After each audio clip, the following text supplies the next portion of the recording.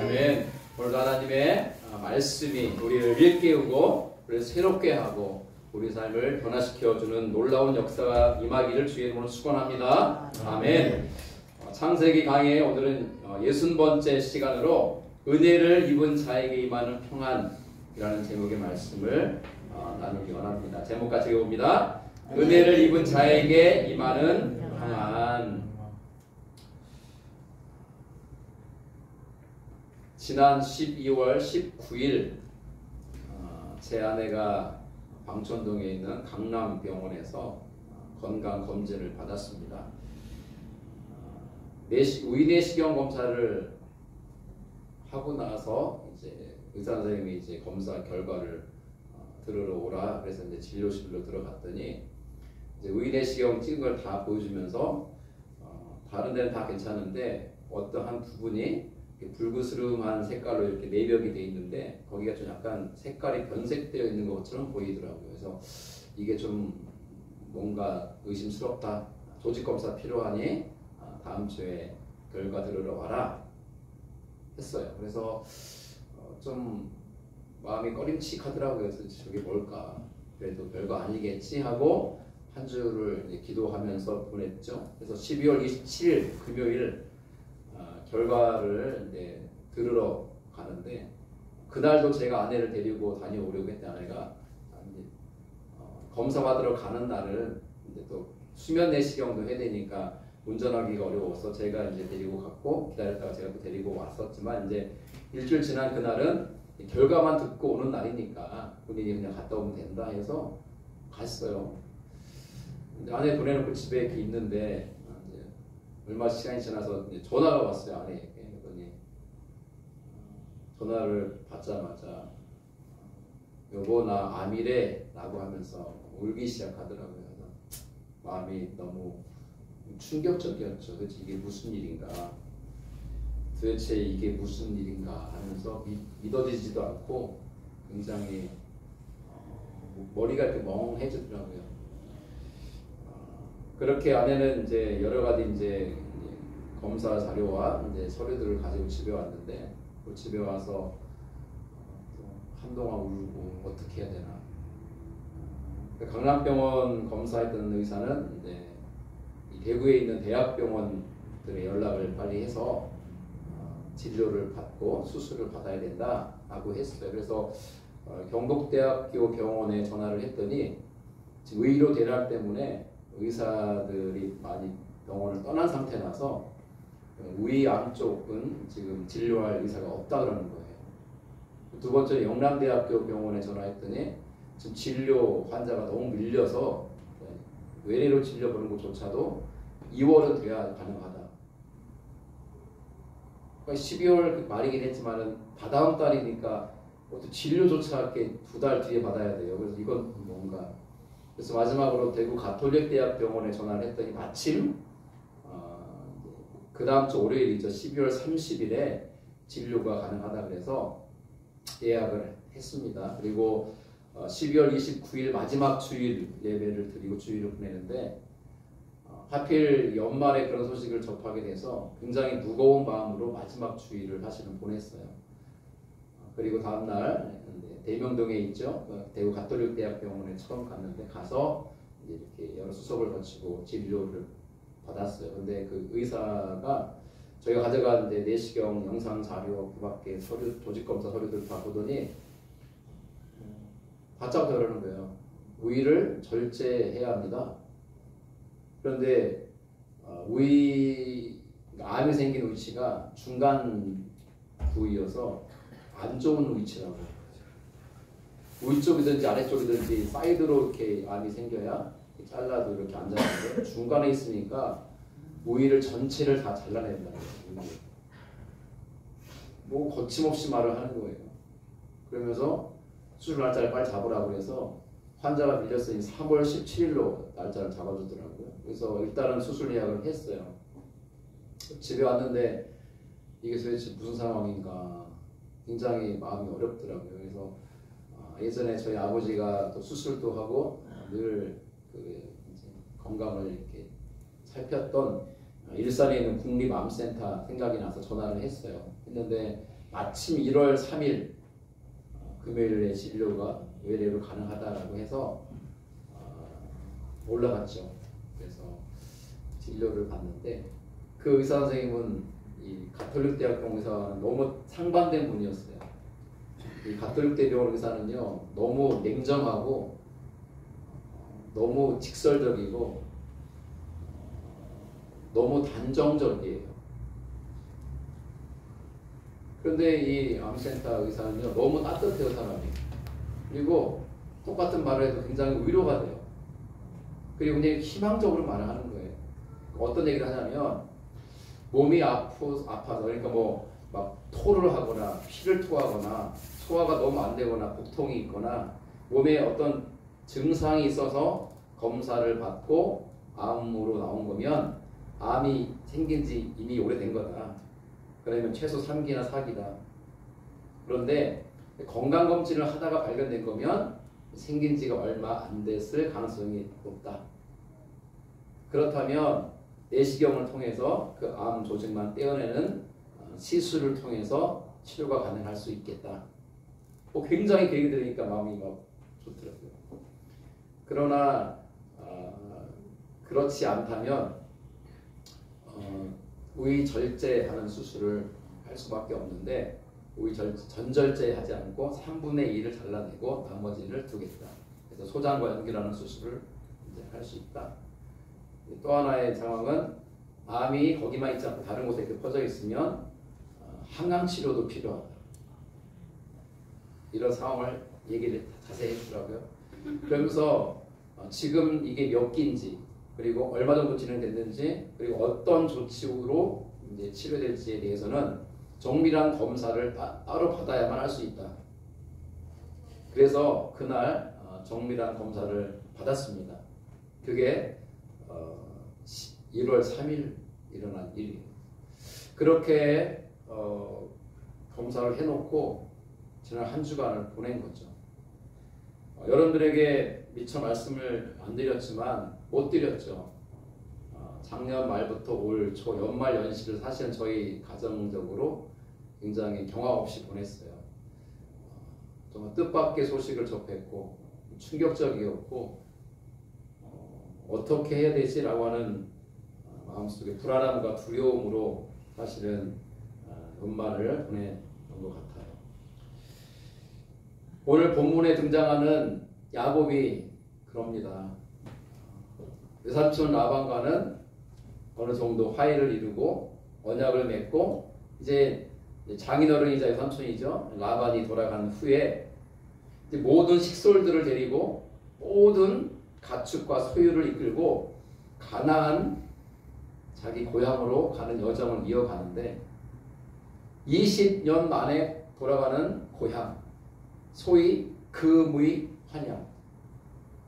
성공해서 큰 부자가 되어서 당당하게 돌아가는 길이었지만 그의 마음은 불안함과 두려움으로 가득했어요. 왜냐하면 형 에서를 만나야 하기 때문이에요.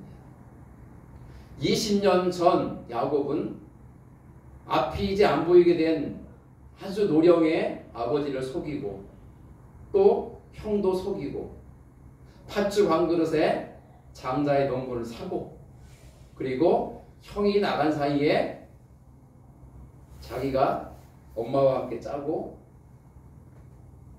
양털로 염소털로 털이 많은 것처럼 의장하고 맛있는 요리를 해서 아버지에게 대접하고 그리고 형을 대신해서 축복 기도를 받지 않습니까?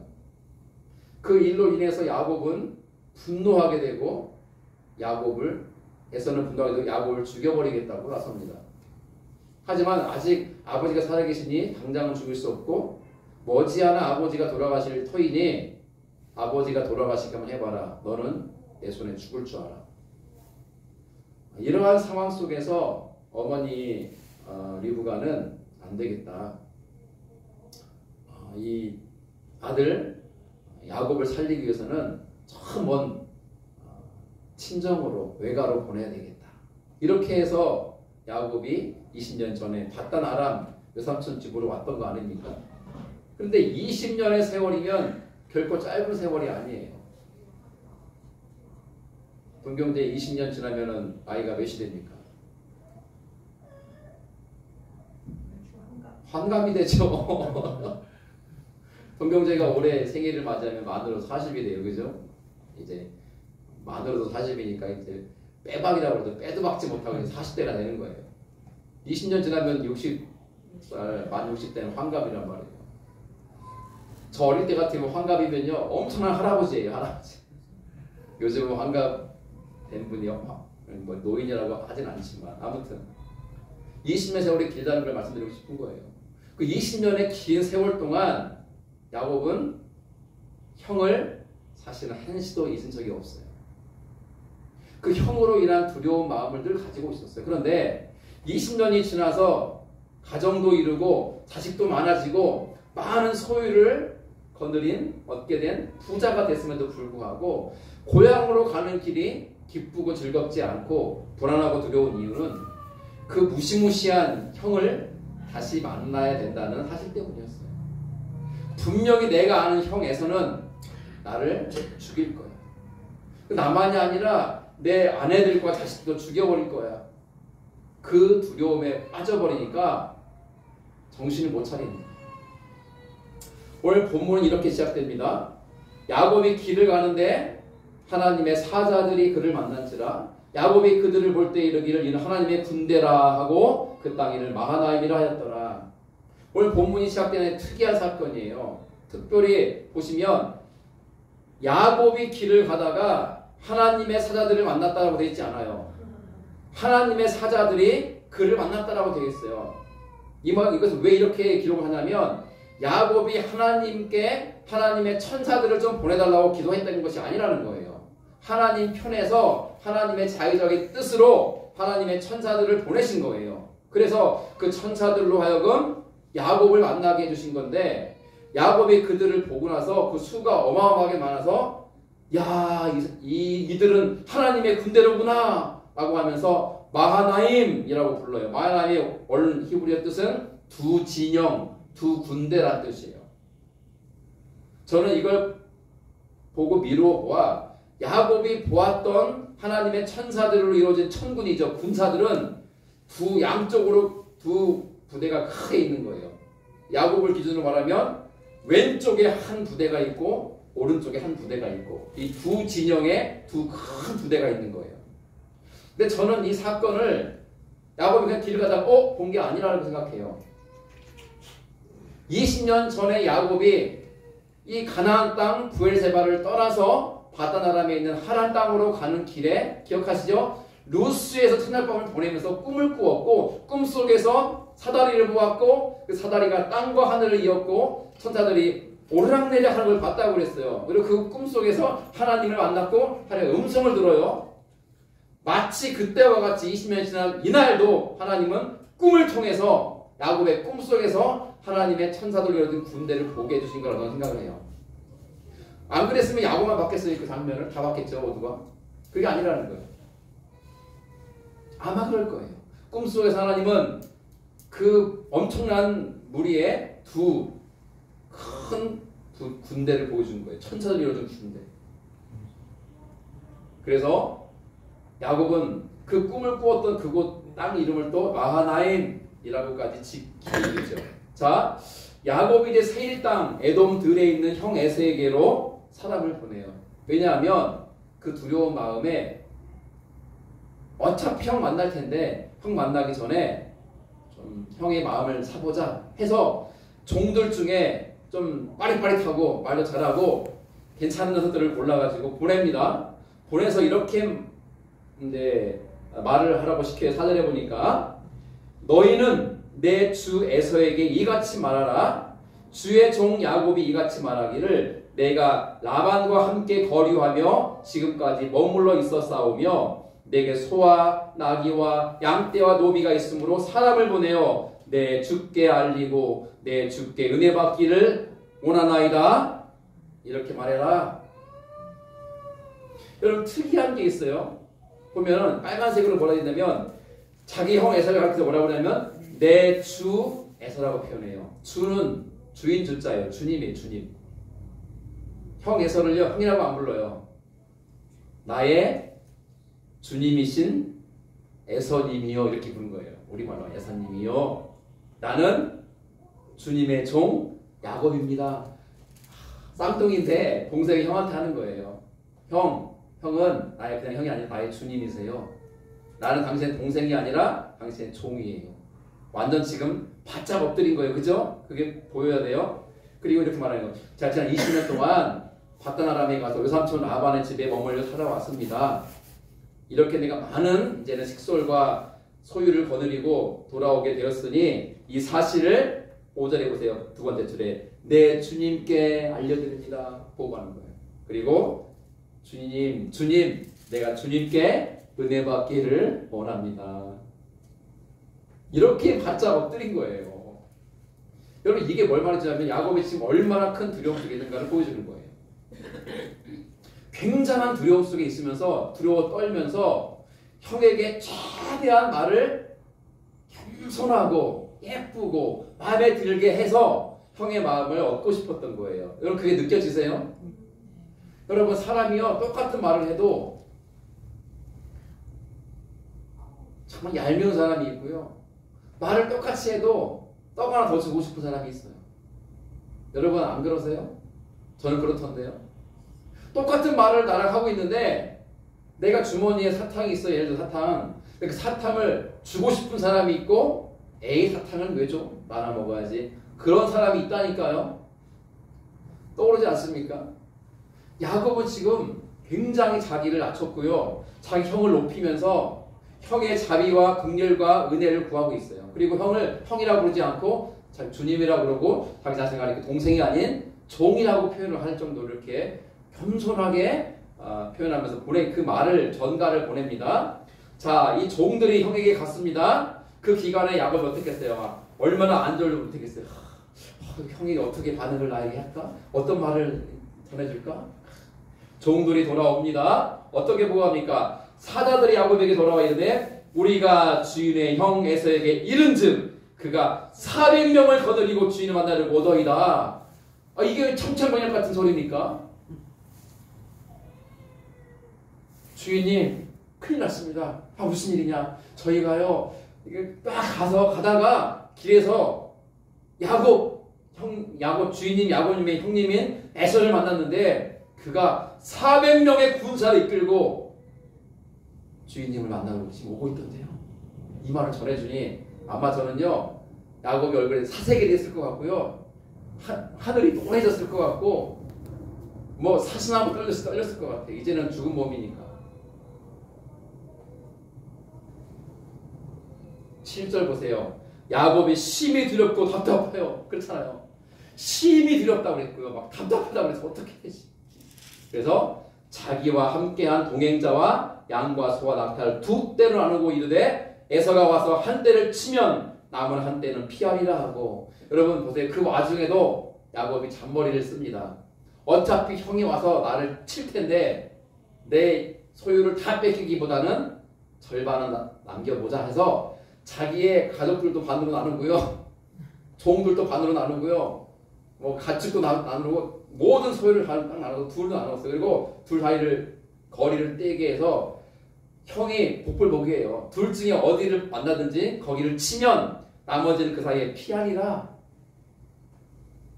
야곱은요 명석한 사람이에요.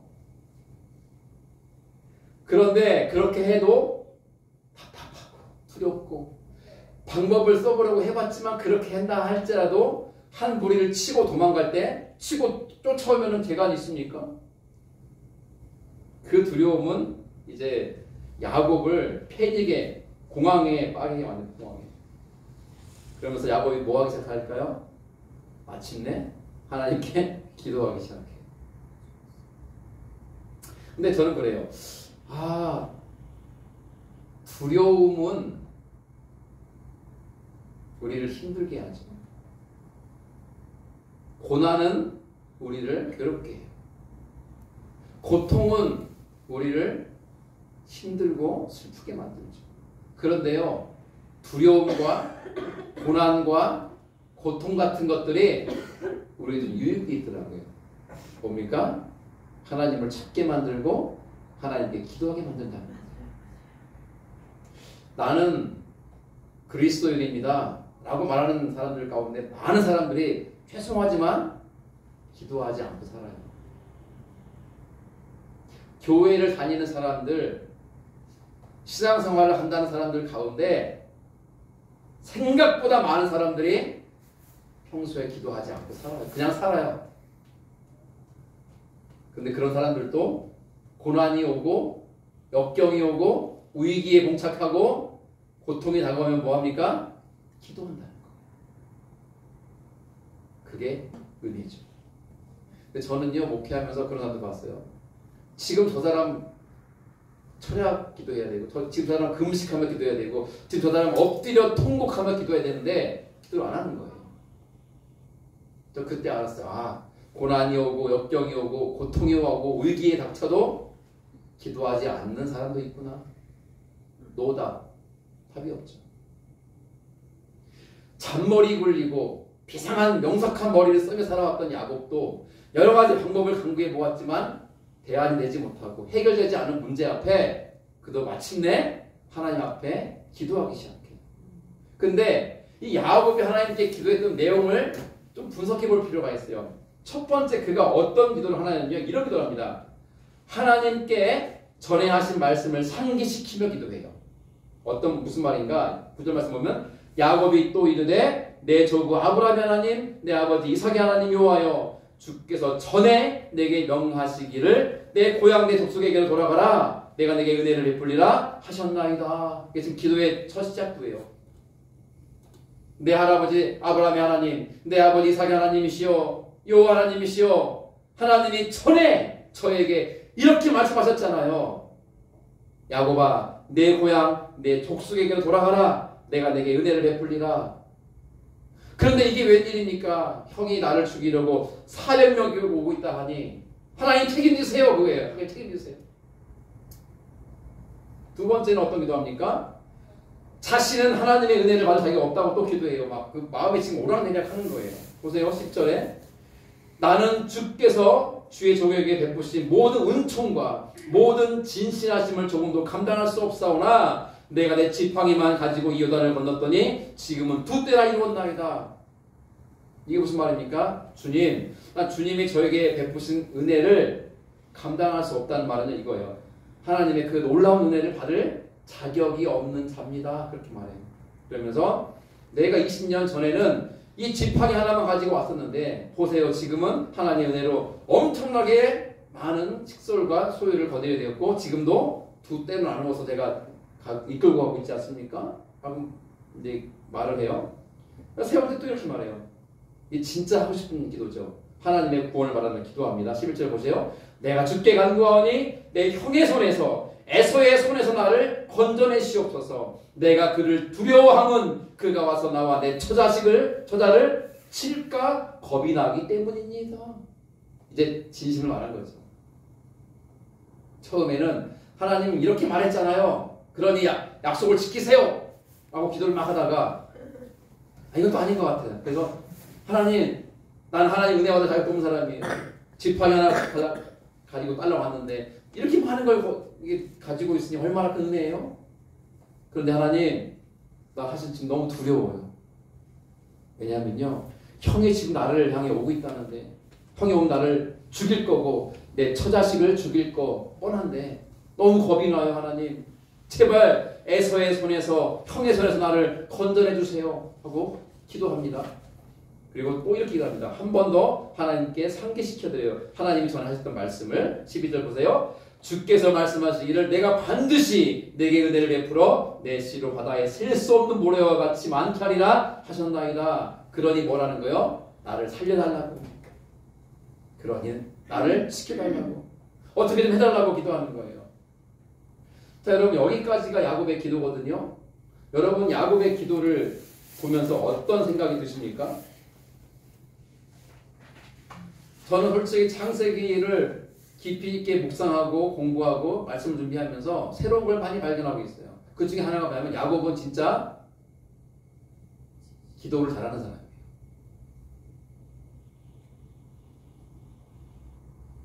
그런데 야곱은 기도를 잘하는 게 아니라 뭘 잘하냐면 말을 잘해요. 말.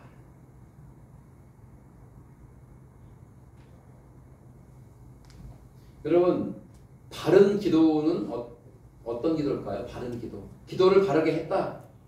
기도를 옳게 했다. 기도를 제대로 했다라고 하는 것을 무엇으로 할 수 있을까요? 여러분 밤새워 철야하며 기도하고 통성으로 부르짖어 기도하고 소나무 뿌리를 뽑을 심정으로 흔들며 기도하고 방언으로 기도하고 외쳐 기도해도 기도한 후에 마음이 여전히 불안하고 두렵다면 죄송하지만 잘못된 기도하는 거예요. 좀 잘 들으세요. 금식하며 기도하고 밤새 철야하며 기도하고 외쳐 부르짖어 통성으로 기도했다 할지라도 기도를 끝냈는데 마음이 여전히 불안하고 두려우면 헛수고한 거라고요.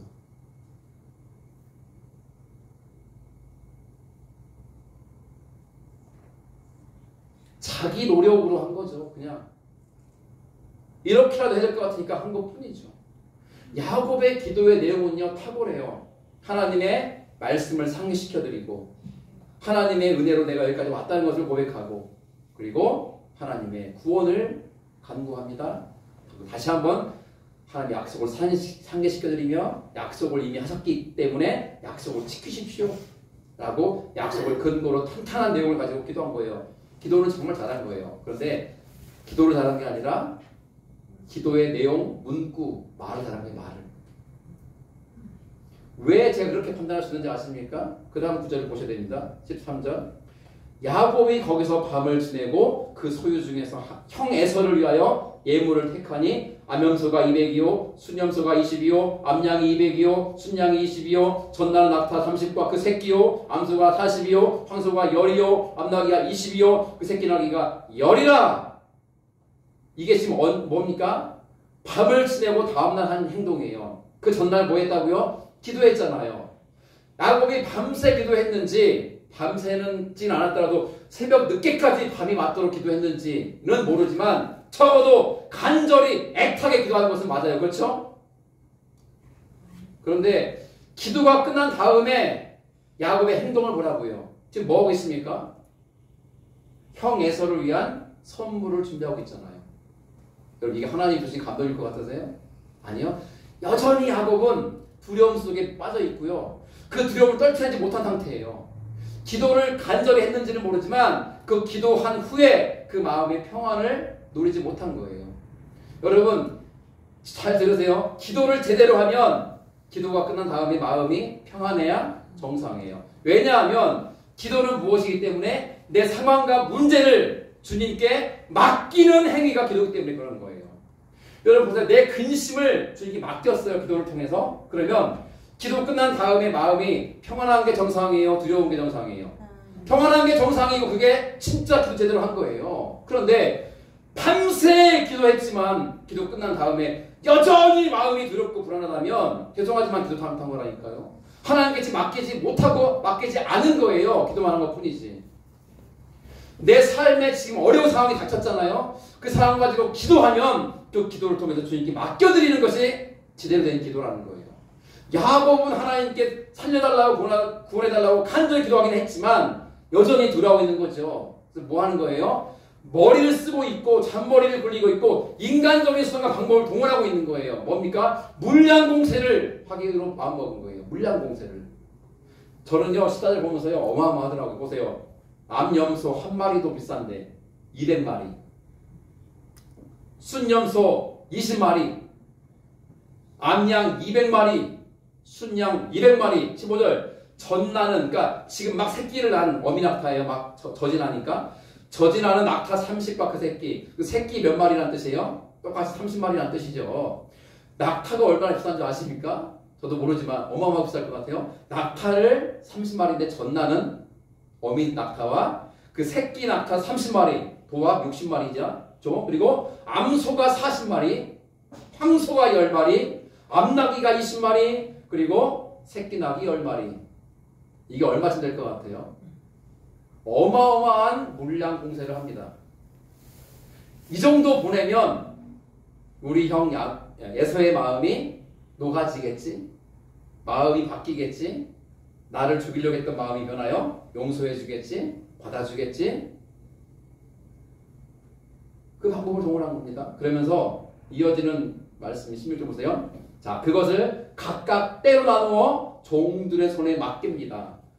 때로 나누는 이유가 있어요. 워낙 가축의 숫자가 많기 때문이기도 하고요. 그리고 이 가축의 종류가 다르잖아요. 낙타도 있고 나귀도 있고 소도 있고 양도 있고 다양하잖아요. 그러니까 다 나눈 거예요. 각 종류별로 때별로.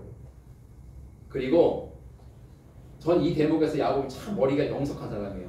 그 가축 떼를요 길게 줄여가지고 한 번에 하게 한 게 아니라 앞에는 양떼가 가게 하고 또 간격을 띄우고 그 다음에는 염소떼가 가게 하고 그 다음 사이를 띄고 소떼가 가게 하고 사이를 띄고 나귀떼가 가게 하고 사이를 띄고 나중에 낙타가 가게 하고 처음에 만나는 수백 마리의 양떼를 보고 형이 그것만으로도 놀라는데 또 뭐가 와요 보니까 염소떼가 또 수백 마리 또 막 소떼가 와요. 아유 목이 아프네. 그 다음에 또 보니까 막 나귀떼가 오고 이야. 그 다음 또 낙타가 오고 이게 이제 문장으로 하는 점강법이죠. 점점점 더 선물이 커지고 대단해지는 거. 야곱은요 머리가 참 비상한 사람이에요. 그러니까 사람이요 누군가에게 선물 줄 때도 지혜가 필요해요. 아세요? 그리고 선물 주는 타이밍도 중요해요. 아무 때나 주기보다 요때 드리면 더 빛이 날 수 있는 아름다운 타이밍이 있어요. 여러분 누군가에게 밥을 사는 것도요 타이밍이 중요해요. 아무 때나 밥 받으면요 제대로 감사 인사 받기 힘들어요. 근데 정말 그 사람에게 뭔가 필요할 때 밥을 딱 사주면 그 사람은 평생 그걸 못 잊어요. 저는 미국에서 유학 중에 파주에서 공부하다가 제가 공부하는 학교를 이렇게 옮겨온 이제 석사 마치고 박사 과정 공부하는 목사님을 제가 알게 됐는데 저 처음 본 분이에요. 근데 그분이 전화가 왔어요. 오늘 아침에. 목사님 저 그 고속도로에서 지금 차가 사고 나가지고 지금 차 길가에 서 있다고. 한국처럼요 보험사에 전화하면요 10분 20분 내에 확 이렇게 기급출동 되는 나라가 아니에요. 미국은. 세월아 내월아 기다려야 돼요. 거기서 경찰이 발견하고 와서 이렇게 도와주고 이런 식이거든요. 그러니까 그분이 막 이게 막 막연한 거예요. 타주에 있다 왔는데 멀리 다른 주에 있다 온 건데. 근데 제 전화번호를 어떻게 알게 돼가지고 제 전화를 한 거예요. 제가 달려갔어요. 부인한테. 가서 그 사고 수습을 도와드렸고요. 그리고 그분은 그분 차가 이제 그 레카 견인차에 실려서 이제 공업사로 가고 저는 그분을 태워서 그 처리 다 해주고 이제 딱 마음속에 벌써 몇 시간 밖에 있었으니까 끼니 때문에 얼마나 배고파요. 그래가지고 저희 공부했던 학교가 있는 그 지역에 한국 식당이 딱 하나 있었어요. 유일하게. 그 식당에 데리고 가서 제가 맛있는 밥을 사드렸어요. 얼마나 마음이 힘드셨냐고. 근데 그분이요 벌써 그 일이 10년도 넘었는데 지금도 그 얘기가 저 만나는 그분. 그리고 작년인가 한번 20만 원인가를 보냈더라고요. 미국에 계신 분인데 목사님 연락 카톡 이게 왜 돈이 했더니 목사님 목회 힘드시죠? 이걸로 맛있는 것도 드시고 목회 활동에 보태 쓰세요.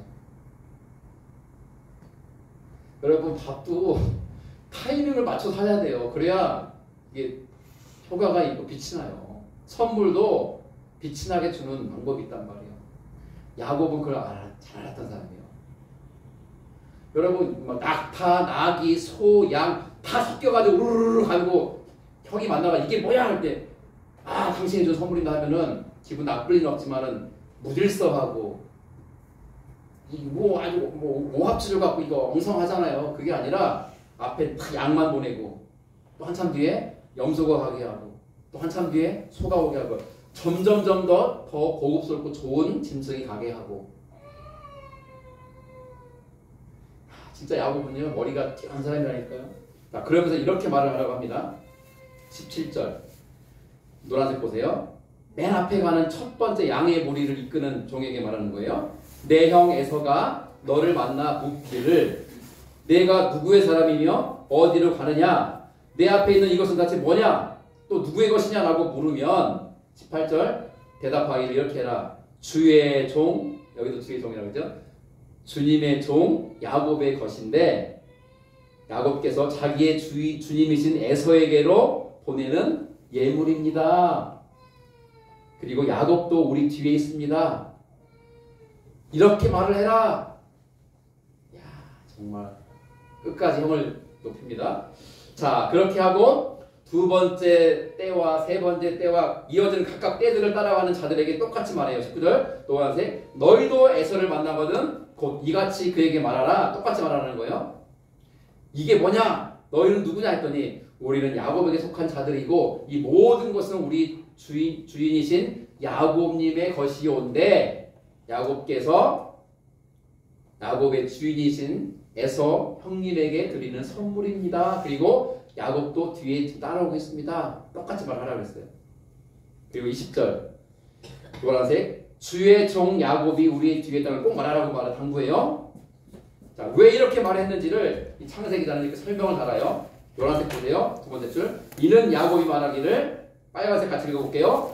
내가 내 앞에 보내는 예물로 형의 감정을 푼 후에 대면하면 형이 혹시 나를 받아주리라 함이었더라. 이게 내심이에요. 내심. 이 많은 물량 공세로 형의 마음을 사고 형의 마음이 풀려서 나를 받아주기를 기대하는 마음으로 보낸다는 거예요. 그렇죠? 자, 어떻게 펼쳐집니까? 이렇게 어마어마한 이 방법을 동원해가지고 쫙 보냈어요. 보내고 나서 오늘 본문의 마지막 3절이 남았습니다. 그 예물은 야곱이죠. 자기 앞서 보내고 그는 야곱은 물이 남아있는 가족과 식솔들 가운데 밤을 지냅니다.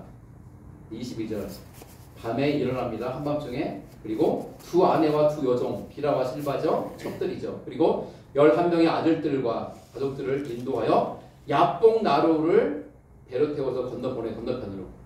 그리고 그들과 함께 모든 가축과 나머지 소유를 다 딸려서 종들과 함께 보냅니다. 이제 야복 강 이 맞은편에 누가 혼자 남아있는 거 이제는 야곱이 남아있어요. 전 여기도 보면 그래요.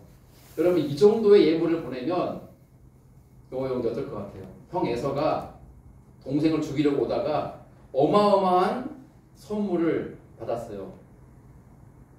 그래도 야곱을 죽이고 싶을까요? 아이, 그럴 리 없죠. 여러분 돈 싫어하는 사람 흔들어 보세요. 돈 싫어하는 사람 없어요? 아, 있으면 돈 달라고 그랬더니 돈 싫으면 돈 더 주세요. 여러분 돈 다 좋아하잖아. 저도 돈 좋아합니다. 여러분 돈 주었을 때 기분 나빠하는 사람 본 적 있으세요? 없습니다. 여러분 사업할 때도요 돈 좀 써야 돼요. 안 그렇습니까 집사님? 저는 그게 사람 사는 방법인 것 같아요.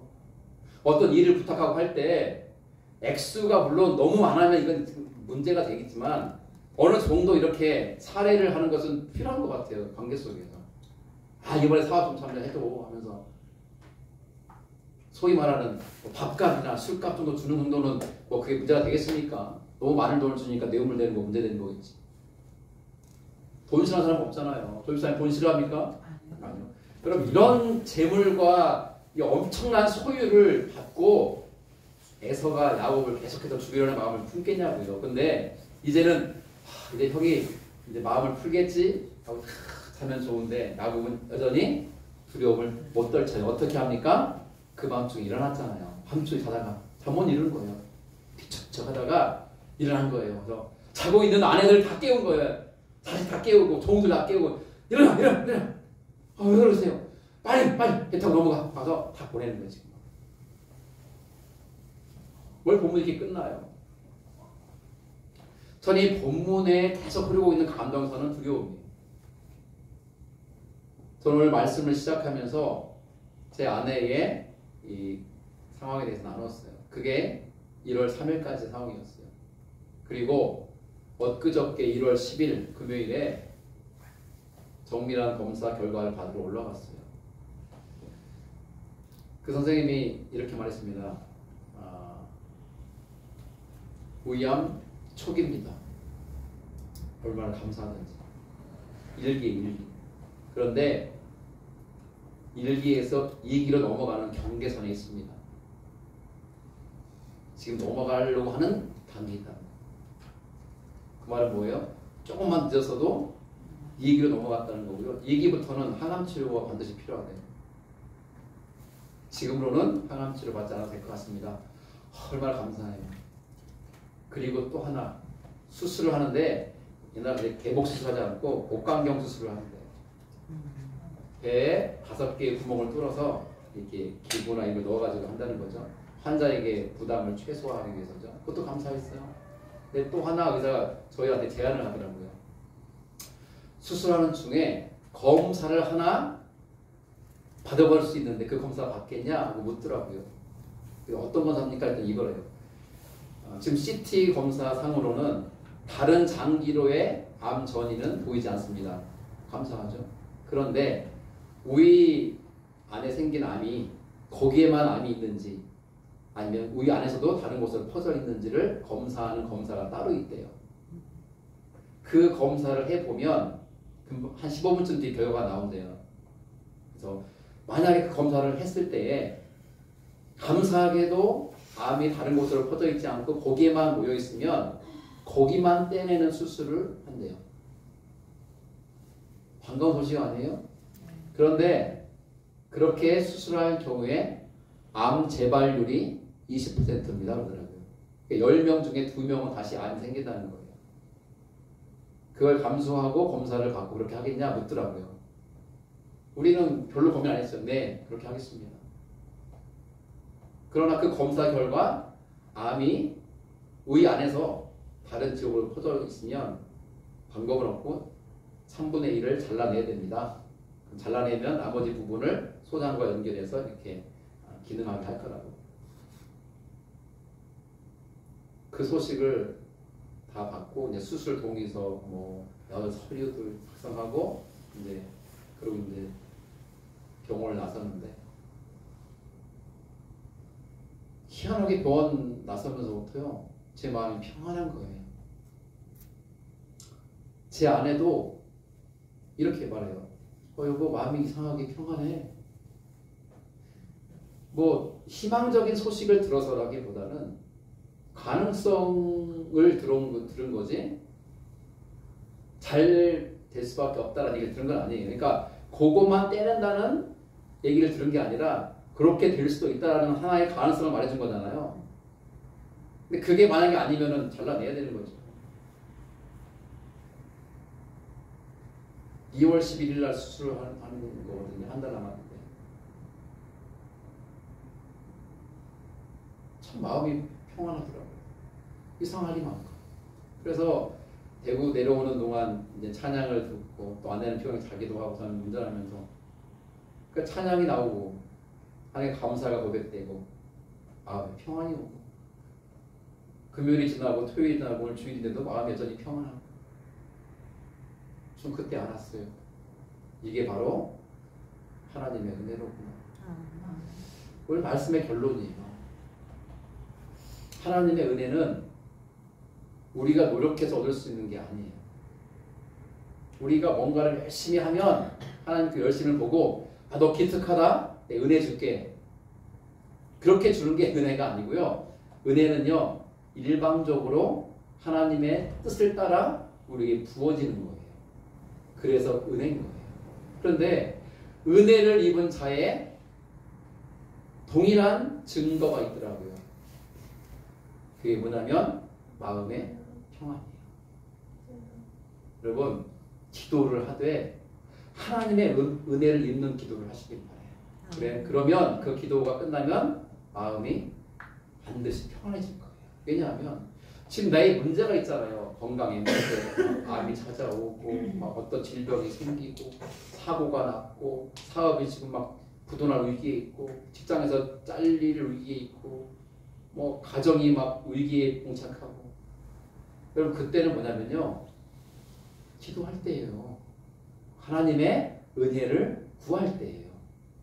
하나님께 엎드려야 돼요. 그런데 기도하되 야곱처럼 말만 거창하게 말만 잘하는 기도가 중요한 게 아니라 말은 서툴고 기도의 내용은 앞뒤가 안 맞고 엉망진창이어도 그 기도가 끝났을 때 주님이 주시는 평안을 누리기를 주의 이름으로 축원합니다. 아멘. 그게 진짜 기도를 제대로 한 사람이고 하나님의 은혜를 입는 기도를 한 사람인 거예요.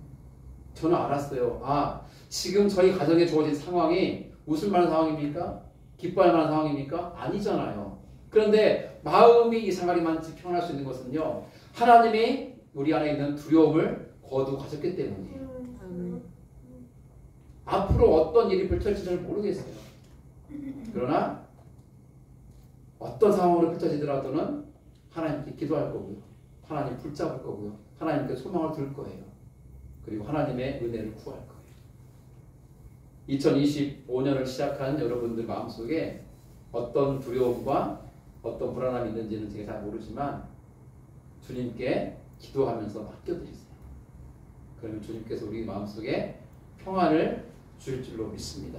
이 말씀으로 설교를 매듭짓고자 같이 말씀을 선포하겠습니다. 시작! 여호와는 네게 복을 주시고 너를 지키시기를 원하며 여호와는 그의 얼굴을 네게 비추사 은혜 베푸시기를 원하며 여호와는 그 얼굴을 네게로 향하여 드사 평강 주시기를 원하노라 할지니라 하라. 아멘. 이러한 은혜가 우리 가운데 날마다 경험될 수 있기를 주의 이름으로 축원합니다. 아멘.